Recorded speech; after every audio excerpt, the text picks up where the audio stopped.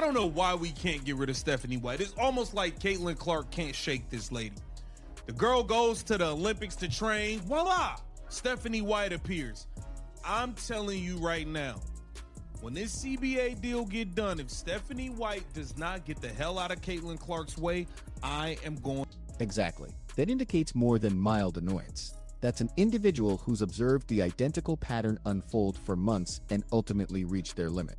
I don't know why we can't let go of Stephanie White. Those become confrontational remarks within WNBA circles. And the reality that this feeling is gaining momentum among Fever supporters suggests something important is unfolding privately in Indiana. As, here's what many individuals don't grasp. Stephanie White is not merely Caitlin Clark's coach. She accompanies Clark continually. For Olympic training camp, White appears. Off-season practice sessions, White attends. It has reached a stage where supporters are publicly debating if this extent of participation aids or obstructs the league's top star. And as CBA talks enter a crucial stage, the moment for this strain could not be more unfavorable. The document states Fever shares its move amid WNBA off-season. Stephanie White completed her first season with the Indiana Fever. We wish it was her last season. Just saying. Just saying. Here it says, let me get this out of here for y'all, man. There's too much going on. They don't want me to get rid of that. Whatever.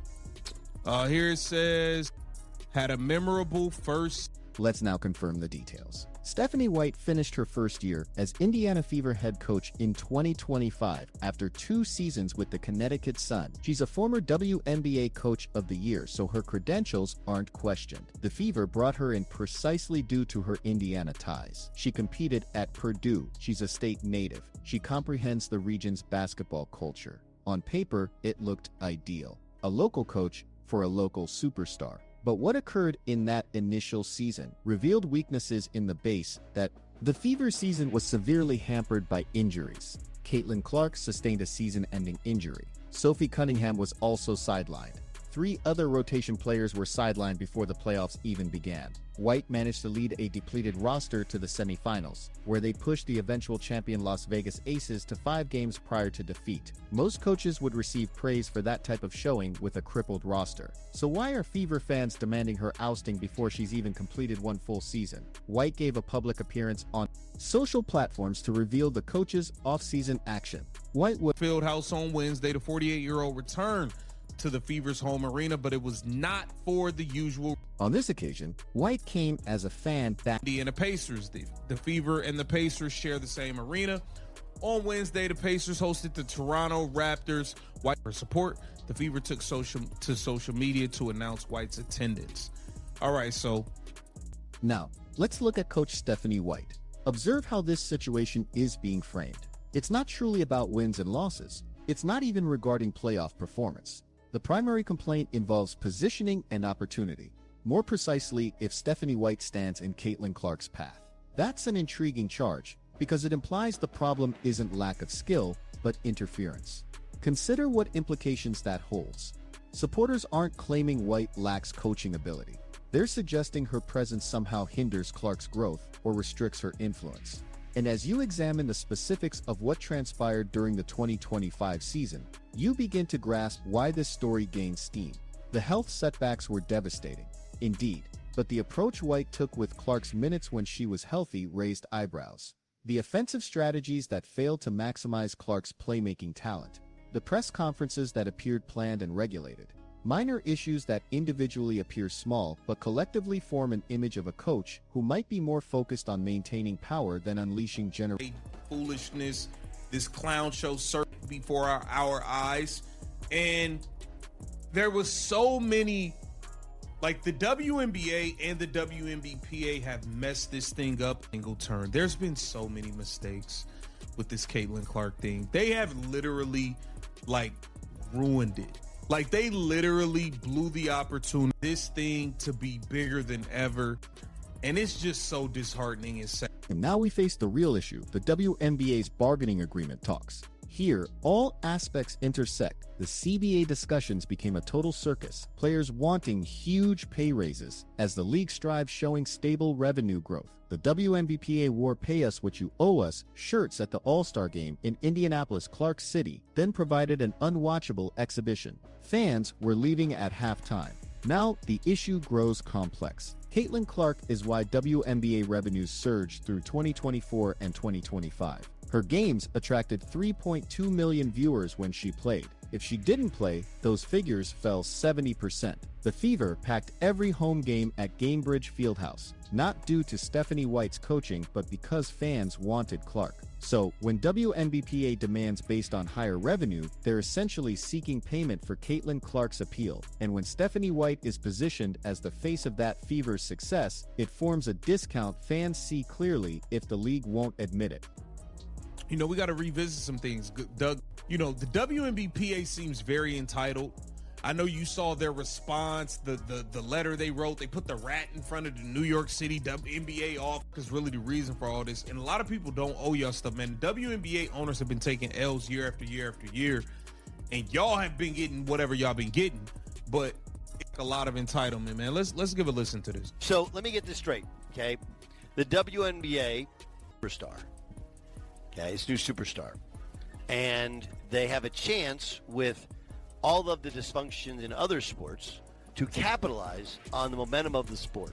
And over the weekend in Indianapolis, where controls that city also, Doug Gottlieb truly hit the mark there. The WNBA had a golden chance, a bona fide superstar able to carry the entire league to greater heights during a time when other sports were experiencing chaos, and they botched it every time. The league permitted experienced players to physically attack Clark with no repercussions. Media figures such as Monica McNutt promoted claims that it's all about the women, not solely Caitlin, despite the ratings data indicating otherwise. The All-Star Game catastrophe clearly showed what happens when Clark isn't on the floor. And throughout all of this, Stephanie White stayed present, shaping the narrative around the Fever, managing Clark's press access, making choices prioritizing team framework over boosting their franchise players' influence. That's precisely what supporters imply when they state White needs to step out of Caitlin Clark's path.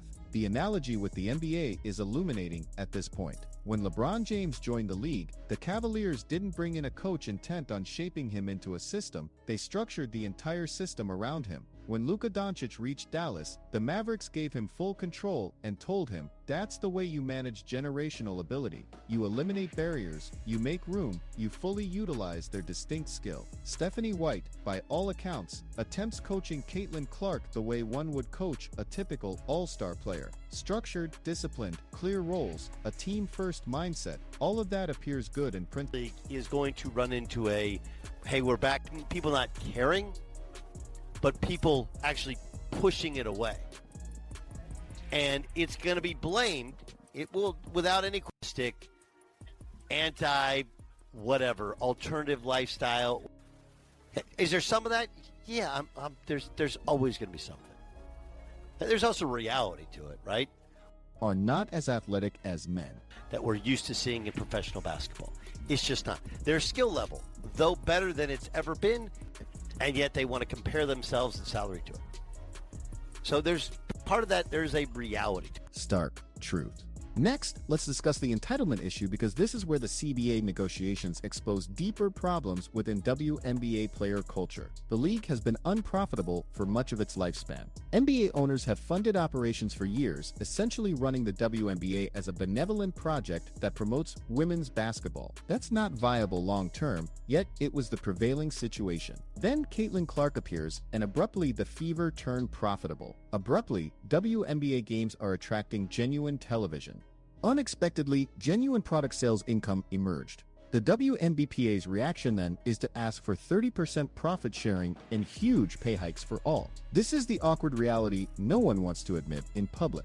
Most WNBA members aren't bringing in the money they're requesting payment from. It isn't misogyny to note women's basketball is less athletic compared to men's basketball. That's merely a biological fact. The level of skill has risen greatly, but it still can't command major television deals based on its own merits.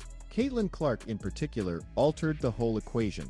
Her university tenure at Iowa pulled in viewers rivaling men's tournament contests. Her inaugural pro season generated a ripple effect that elevated the whole league. But rather than recognizing that and establishing a lasting model around it, the WNBPA chose to make demands as though every player equally contributed to that triumph. Stephanie White, the coach of the squad that gained most from Clark's presence, has remained remarkably silent regarding this issue. She has not resisted the "it's entirely due to the women" story. She hasn't championed developing the Fever strategy wholly around optimizing Clark's talents. Instead, she has coached as though it were a typical season with take it or leave it. NBA is now ignoring the WNBPA still. They're not even entertaining more offers from them. They like, look, y'all know the offer we sent y'all. We sent y'all 3 comprehensive offers. You can either get one of them or it is what it is, man. It is what it is. Get down in the comments and let me know what you think. Adam Silver's reply reveals everything regarding how the NBA sees these talks. We're striving all we can to elevate compensation levels. Observe, he didn't state we're offering you 30% profit distribution. He didn't guarantee parity with NBA wage structures. He merely said the league is providing more funds, and that's the current proposal up for grabs. Accept it or reject it. The WNBA replied by overlooking the WNBPA's recent offers. They submitted 3 thorough proposals and essentially said, choose one or we stop negotiating. That's not the stance of a league that's eager to placate its athletes. That's the stance of a league that understands it holds the advantage, and this is why that's important for Stephanie White and Caitlin Clark. Should this CBA discussion conclude poorly if there's a strike or extended conflict, the Fever's progress gets halted. Clark's peak seasons become squandered. The window of chance that began in 2024 closes tightly because the league failed to manage itself. Fans perceive Stephanie White as contributing to that issue. Not because she's an ineffective coach, she's clearly proficient, but because she embodies the old-school method for WNBA basketball. The "we're all united" in this mindset that ignores the truth that certain players are simply more valuable than others. And when you're guiding the most valuable athlete in league history, that strategy isn't. Can she develop past being a typical team-focused coach to realize Caitlin Clark is not simply just another star athlete? She's a once-in-a-generation talent, one who calls for an entirely different style of approach. Since if she won't make such a change, fans are correct to feel apprehension. Not from White's ineptitude, but the opportunity cost of having the wrong coach for truly massive. We're discussing squandering the best years of someone who could genuinely reshape women's. It's a big-money sport. The 2025 injuries gave White a reprieve. It's unfair to judge a coach when half the team's sidelined by postseason, but that leeway has expired now. The 2026 campaign will show if White can genuinely optimize Clark's gifts, or if she'll continue attempting to squeeze a unique player into a standard scheme. And if it's the second option, if we witness another year of Caitlin Clark contained instead of set free, then demands for White's dismissal will intensify greatly, since Fever supporters know what happens when Clark gets liberty. They've watched her dominate matches, shoulder whole organizations, generate chances unavailable to other players. They don't want a coach who's going to impede that kind of play. They don't desire framework and order and group ideas if those elements restrict what Clark achieves. They want someone who grasps that you don't mentor Caitlin Clark, you empower her, you back her, you construct all around her peak. This is the benchmark Stephanie White is held accountable for, and considering her performance during the first year, it's reasonable to doubt if she's suitable for that role. Reaching the semifinals appears impressive superficially, yet disregard the injury alibi and reflect, did we witness the best? Impartial onlookers would deny it, which explains why supporters feel disappointed. This is why there are demands for a shift prior to White even finishing one completely healthy year, since, in athletics, chances quickly vanish, transcendent players don't remain at their peak indefinitely. And if the Indiana Fever squander these seasons simply because they possess a coach prioritizing command over actualizing excellence, that would be a catastrophe extending past victories and defeats. The CBA discussions are set to conclude one way or another. Revenue sharing will get worked out. Salaries will increase to some degree. However, the inquiry into if Stephanie White is the suitable coach for Caitlin Clark, that's getting answered on the hardwood in 2020. And if that response is negative, the Fever must be prepared for broadcasting. She might initiate her own league if she desired to. The advantage isn't with the television coverage, she might initiate her own league if she desired to. The advantage isn't with the WNBA or the Fever. It belongs to Clark herself, and if Stephanie White cannot grasp how to instruct that truth, how to accept being the secondary figure in another's narrative, then she'll become the impediment fans already perceive her to be, not due to her intention, but because the role demands something she may not be able to offer. That's the unpleasant reality central to this whole disagreement, and it's why you will continue hearing about Stephanie White and Caitlin Clark for the foreseeable future. Since this extends beyond mere basketball, it's about if the WNBA can adjust to possessing a genuine superstar, or if the league's traditions and coaching approaches will squander the greatest chance women's basketball has ever received. Therefore, what do you, is Stephanie White the appropriate coach for Caitlin Clark, or do the Fever require an